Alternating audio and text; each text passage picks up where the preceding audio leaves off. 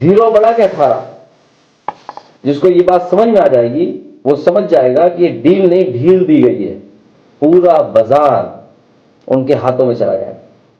अब तक सरकार दावा करती रही थी कि मांसाहार से पोषित पशुओं का दूध भारत में नहीं आएगा, लेकिन किसान संगठनों का कहना है कि डोनाल्ड ट्रंप के दबाव में आरएसएस भाजपा सरकार ने अपनी ही शर्तें वापस ले ली हैं। दोस्तों नमस्कार, आज हम बात कर रहे हैं उस अंतरिम व्यापार समझौते की जिसे भारत सरकार और अमेरिका के बीच ऐतिहासिक बताया जा रहा है। लेकिन देश के किसान संगठनों का कहना है कि यह समझौता नहीं बल्कि भारतीय कृषि का आत्मसमर्पण है।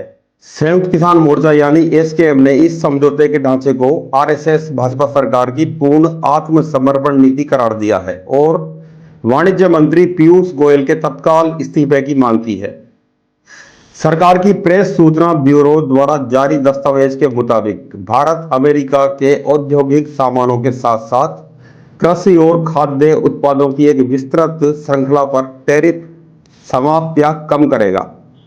इसमें शामिल है सूखे डिस्टिलर्स गैस, लाल ज्वार, मेवे ताजे और प्रसंस्कृत फल, सोयाबीन तेल, शराब और स्पिरिट्स। यानी अमेरिकी कृषि बहुराष्ट्रीय कंपनियों के लिए भारतीय बाजार लगभग पूरी तरह खोल दिया गया है। यहां बड़ा सवाल उठता है, अगर कृषि और डेयरी को एफटीए से बाहर रखा गया था तो फिर ये उत्पाद इस समझौते में कैसे शामिल हो गए। संयुक्त किसान मोर्चा का आरोप है कि वाणिज्य मंत्री पीयूष गोयल ने जानबूझकर किसानों को गुमराह किया और संसद व देश दोनों से झूठ बोला। यही वजह है कि एसकेएम इस भूमिका को गद्दारी मानते हुए उनके इस्तीफे की मांग कर रहा है। मुक्त व्यापार या एक तरफा सौदा। तथ्य यह है कि अमेरिका भारतीय उत्पादों पर 18% तक शुल्क लगाए रखेगा, जबकि भारत अमेरिकी कृषि उत्पादों पर 30 से 150% तक के शुल्क को घटाकर शून्य कर देगा। इसे मुक्त व्यापार नहीं बल्कि एक तरफा व्यापारिक हमला कहा जा रहा है। इतना ही नहीं, गैर शुल्क बाधाओं को भी हटाया जा रहा है, जिससे अमेरिका से दूध और डेयरी उत्पादों का आयात आसान हो जाएगा। अब तक सरकार दावा करती रही थी कि मांसाहार से पोषित पशुओं का दूध भारत में नहीं आएगा, लेकिन किसान संगठनों का कहना है कि डोनाल्ड ट्रंप के दबाव में आरएसएस भाजपा सरकार ने अपनी ही शर्तें वापस ले ली हैं।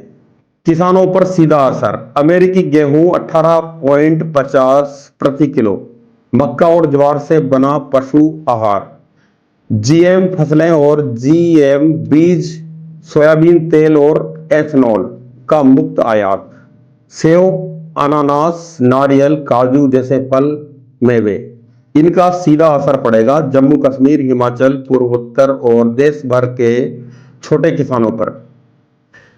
आज भारत की 86% खेती छोटे और सीमांत किसानों के भरोसे है। 17.2 करोड़ ग्रामीण परिवार पहले ही कम एमएसपी, बढ़ते कर्ज, महंगे खाद बीज और घटती सरकारी मदद से जूझ रहे हैं।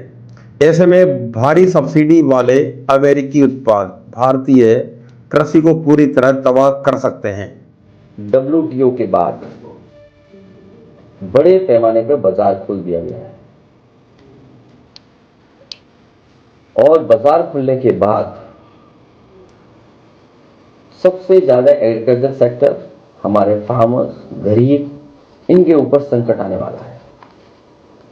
एमएसएमईज कैसे कॉम्पिटिट करेंगे जब फाइनेंशियल इंस्टीट्यूशंस या रिसर्च, इनोवेशन और तमाम तरह का सहयोग जब सरकार नहीं कर पा रही है।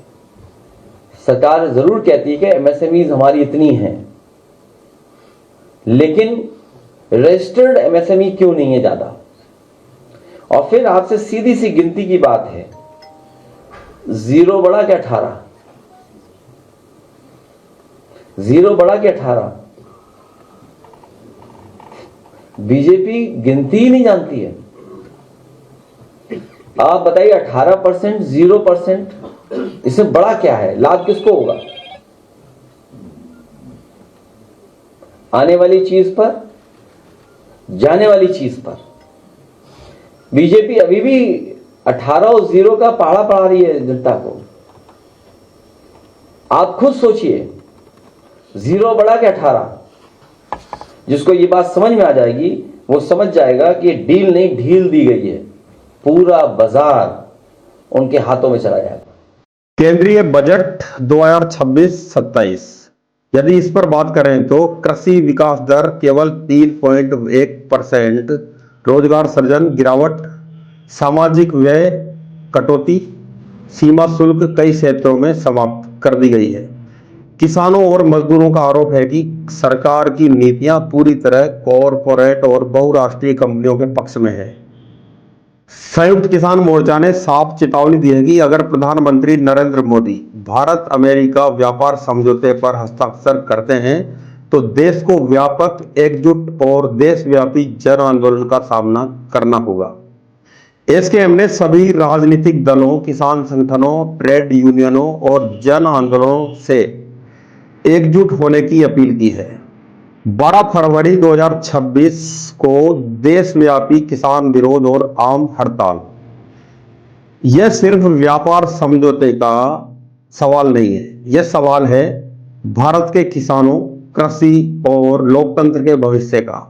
अब देखना होगा कि सरकार किसानों की चेतावनी सुनती है या फिर देश एक और बड़े टकराव की ओर बढ़ता है। दोस्तों, इस मुद्दे पर हम नजर बनाए रखेंगे। तब तक के लिए नमस्कार।